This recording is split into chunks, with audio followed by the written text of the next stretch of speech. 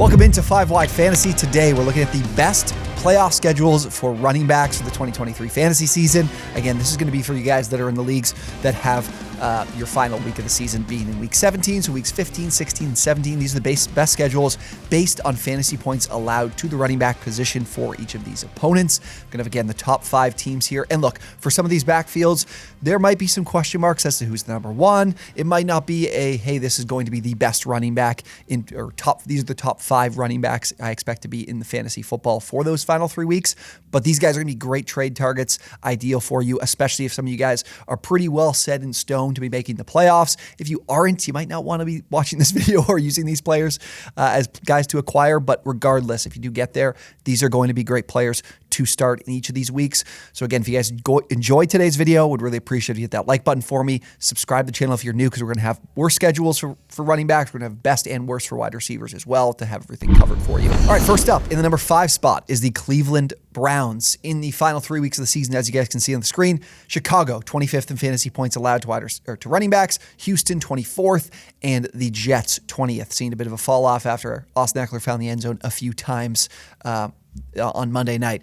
So I don't think these matchups are incredible. I actually think Chicago and Houston are, from a run defense perspective, not too bad.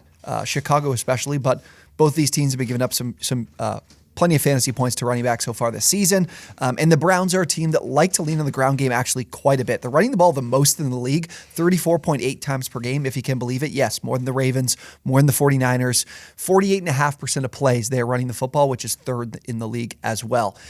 I think Cleveland wants to, and from the usage, it seems as though they want Ford to be the number 1 back in this offense. Now, Hunt has dominated the red zone and the inside the 5 opportunities. He's had 12 red zone carries. Strong has had 5. Ford has had 3. With Ford's injuries, that's probably where Strong is mixed in a little bit. Hunt, though, 5 inside the 5 carries for 4 touchdowns, where the rest of this offense has only had 1 or 2 apiece. So Hunt is the guy scoring touchdowns, which is, of course, valuable. Ford is the guy on the field in pretty much every other scenario and situation. He's the guy getting, 20 carries last week. Really, really poor efficiency, might I add, but did see 20 carries, which not a lot of running backs are getting these days. And Ford is used as the primary pass catcher. 20 routes run last week compared to Kareem Hunt's just 7. So you're going to see him between the 20s. You're going to see him catching passes. The only thing that's missing right now is scoring touchdowns. So this is really an opportunity for you. You can target either one of these players. I think Ford is the number 1 back with the volume that can take advantage of these matchups. Hunt can be one to use to score some touchdowns, but will have a fair bit lower of a floor. So Ford would be the number 1 guy for me to target, and the number 2 would be Kareem Hunt. But both of these guys, especially in some of your deeper leagues, are great targets to get at really cheap. Our 4th best schedule goes to the Tennessee Titans and Derrick Henry. This is, in previous seasons, the last couple of seasons, this would be the best matchups in fantasy football. Houston, who was 24th, Seattle 22nd, and Houston again, that's 24th. Seattle last season was brutal against the run, same with Houston. Both teams have improved compared to last season, but for Houston, still not fantastic by any means. And if you know Derrick Henry's history against the Houston Texans, you know that he dominates. Looking at these numbers, crazy. 225 carries, 1,380 rushing yards, and 12 rushing touchdowns in 12 games against the Houston Texans in his career. That's 115 yards per game and a touchdown per game. That is going to get it done for you in the postseason, and going to get done absolutely for what Derrick Henry's done throughout the year. He hasn't been incredible, but the volume is always good for him. Henry is 3rd in the league in carries right now this season, 17.3 rushes per game, almost 20 total touches per game. So volume is great. These matchups historically are great for him too. And I think he is actually running the ball pretty well compared to previous seasons, or I shouldn't say previous seasons, but compared to the last couple of seasons where his efficiency has really fallen off. 4.4 yards per carry for the volume in which he gets the football is very solid and better than what it's been the last couple of years. He also has 8 carries of 15 plus yards, which is 2nd in the NFL, only trailing Raheem Mostert. So he's been able to generate some explosive plays too, which is great. And his 3.24 yards after contact per attempt is 14th amongst running backs. So been pretty good considering the quality of the offensive line and the team. And then you look at these matchups and their history as against the Houston Texans and the teams you'll get in the quarterfinal and the final of your fantasy championship, in the final for your fantasy championship. This is exactly what you want. And Henry right now, in terms of overall performance, can probably be had at a cheaper price than what we would have anticipated going into the year, or what we'd anticipate with this type of schedule last season. So if you can go get him, Derrick Henry is going to be a great target end of season. In the third spot is the Philadelphia Eagles, a great schedule to finish the year, definitely near the best. 22nd are the Seattle Seahawks in fantasy points allowed to running backs, the Giants 27th, and then closing things out with the Arizona Cardinals, who are 30th. So great little stretch here for this Eagles rushing offense.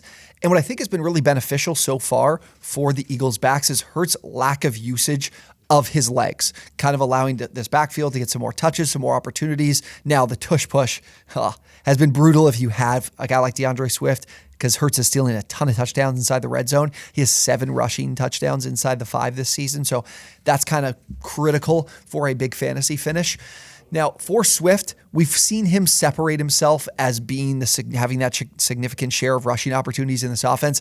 Gainwell hasn't had double-digit carries since week 3. He's averaging less than 4 carries per game in the last 4 weeks as well. This is really DeAndre Swift's backfield in a big way. And as we know, DeAndre Swift is an excellent pass catcher, so he's had the advantage in the receiving game pretty significantly too, which is also beneficial with Hurts running less. He's more likely to be checking the ball down as opposed to hanging onto the ball and getting himself with his legs, which is a good sign for Swift. Compared to last season, they're getting the ball to their backs, their receiving game, a lot more. Now, for Philadelphia as a team, they do lean on the run game quite a bit. And what I really like about these matchups, Seattle's the best team here of the 3 by a pretty wide margin, but I do not think the Seahawks are a team that is for real by any means. So these are 3 games the Eagles can handle, and when the Eagles get into games that they're in a positive game script or they are leading, they lean on the ground game heavily. Right now on the season overall, they're 3rd in rush attempts per game at 32.2. They're 4th in rushing rate at 47%. But again, when things get into a better game script for them, which is pretty often, they love to run the ball. But when things are neutral or they're trailing, they're throwing the ball a ton. Like if you look at who do they have? The Commanders, both the Commanders games they've had, Hurts has thrown it a ton. So Hurts is on pace for 40+ less carries and 300+ less yards than he was last season. That's a direct benefit to these backs with the rushing volume that the Eagles have had so far this season. You get 3 great matchups, and DeAndre Swift is going to be an excellent end-of-season target for you if you're in a good spot heading into the fantasy playoffs. The second best fantasy schedule for running backs this season is the Los Angeles Chargers. They get the Las Vegas Raiders in Week 15, who are 29th in fantasy points allowed to running backs, the Bills, who are 21st, and the Denver Broncos, who are dead last, which is ideal here. And the Chargers actually get the Denver Broncos in the last week of the regular season, so this is 4 weeks of really good stretch here for the Chargers on the ground. Now, on the season and as a team, they're not running the ball effectively enough. They've been one of the worst rushing offenses in the NFL, 29th in EPA per rush this season. But for Eckler, usage is going to be good for the rushing game. He's going to see over 10. He's going to see over 12, somewhere between 12 to 18 rushing attempts per game on a week-to-week basis. But as well, you're going to see Eckler used heavily in the receiving game, especially with how banged up this team is at the receiver position, with Mike Williams gone, with Josh Palmer on IR right now. And all 3 of these teams, Denver, Buffalo, and Las Vegas, are bottom 10 in receptions allowed to running backs this season. Denver, I think, is second last. They're giving up over 6. The other 2 teams here in Buffalo and Las Vegas are giving up over 5. I believe the Bills are 5.1 per game, and the Raiders, I think, are 5.6. So really high volume of receptions to these backs, and that's ideal for Eckler. Now, with the matchups here for the running game that I think they can find some improvement, specifically Las Vegas and Denver, these are 2 teams that are bottom 5 in opponent EPA per rush, so they can find some efficiency here and be better running the football against those 2 teams in particular. The Bills are more middle of the road. I believe they're 19th in EPA per rush, so definitely not a tantalizing matchup. And for Eckler, huge benefit of being able to target a guy who just consistently finds the end zone. Despite missing time this season, he's 8th in inside the 5 carries, and last season converted a ton of those inside the 5 opportunities into touchdowns, and I would expect him to continue to do that, especially in these 2 matchups. So this is a great team to target and a great player to target in Austin Eckler if you can still when it comes to being able to buy him. And the number 1 schedule for fantasy football running backs in the postseason, the Atlanta Falcons. For Bijan Robinson, Tyler Algier, the matchups here are really good. Carolina, who's second to last in fantasy points allowed to running backs. Indianapolis, 28th, and Chicago, 25th. These are games that the Falcons could potentially find themselves favored in all 3, and I could very easily see them winning all 3 of these games as well.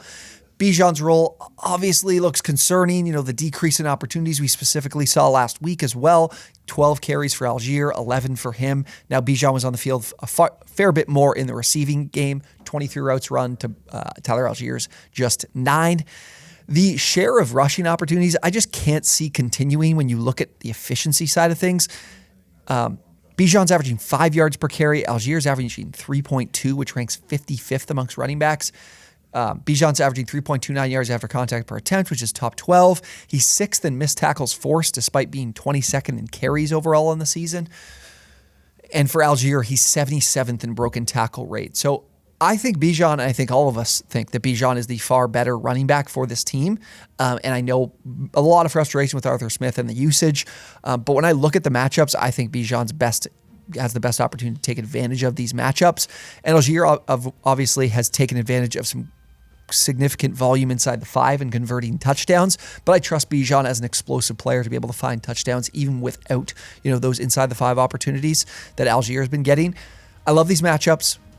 Bijan's a perfect, in my mind, buy low target right now. The talent is just far too good for this to continue the rest of the season. So in this tail end of the year, in those 3 playoff matchups, they are so good. Both of these guys are going to benefit. You could go target and trade for both these guys, depending on how you truly believe this offense shakes out by the end of the year. But Bijan, for me, is the guy I do want to target. All right, those are the top 5 fantasy schedules for running backs to close out the fantasy football season. Go get these guys if you guys want to win your fantasy championships, and especially if you guys are in a good position to make the fantasy playoffs. If you guys are still battling for a spot in the postseason, these might not be the targets for you. You can still make the move to go get them if you feel good about how you look rest of season. But ultimately, this is for the postseason, these 5 players. Be sure to hit that like button if you enjoyed today's video, and as well subscribe so you don't miss out on future videos about the postseason in your fantasy football leagues. Thank you guys so much for watching, and we will see you on the next one.